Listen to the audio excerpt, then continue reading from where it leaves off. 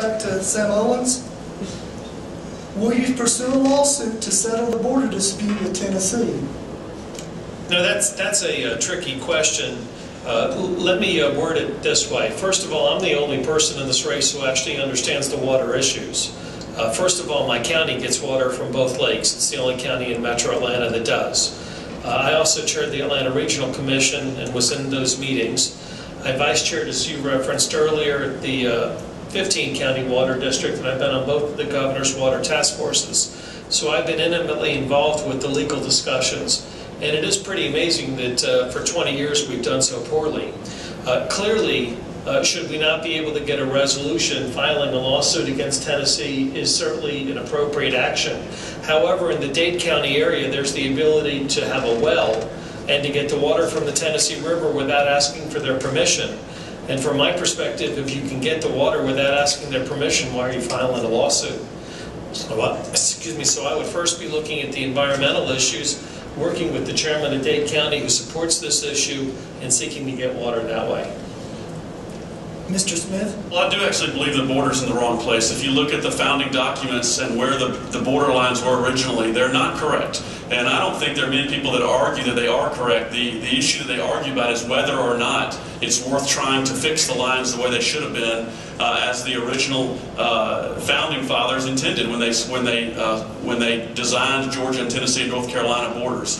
The reality is we've got to solve the water problem, and it's not true that only a county commissioner has worked on the water issue. In case you've noticed the news, we've been working on this at the state level. We actually passed legislation creating the statewide water plan and creating the councils that have been able to work on this problem. So it's not just a county commissioner or Atlanta issue, this is a statewide problem.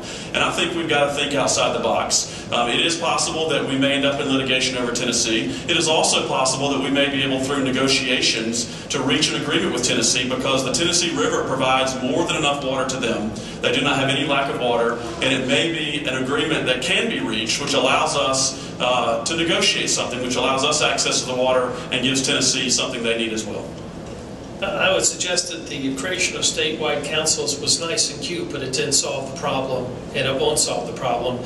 That is a process whereby each region of our state seeks to have sufficient water supply for themselves and nothing more.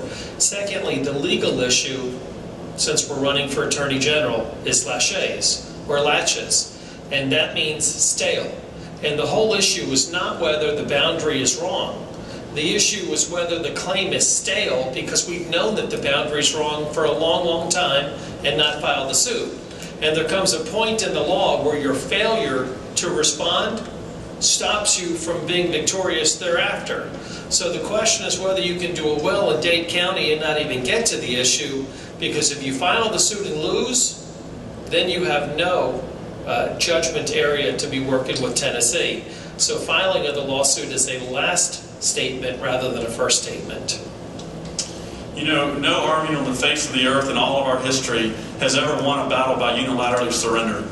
And if you're afraid to file a lawsuit or engage in a legal battle, you can't win it. So I say, let's put all the options on the table. It may be that in the law school classroom they tell you that on the textbook this won't work. This is laches or latches or however you want to look at it. The truth of the matter is we've got to fight. I mean, our people need water, and we can't simply sit back and allow the mussels and oysters in the Apalachicola Bay supersede the right of Georgians, human beings that live in Georgia that need water to consume and live. So I say don't surrender an argument, don't surrender a fight before you start it because you're afraid that in the ivory tower it doesn't work well with the textbook. Let's leave all the options on the table and let's have a strong negotiating position that includes the possibility of filing a lawsuit if that's what's necessary to press this fight. The water needs of our citizens are just simply that important.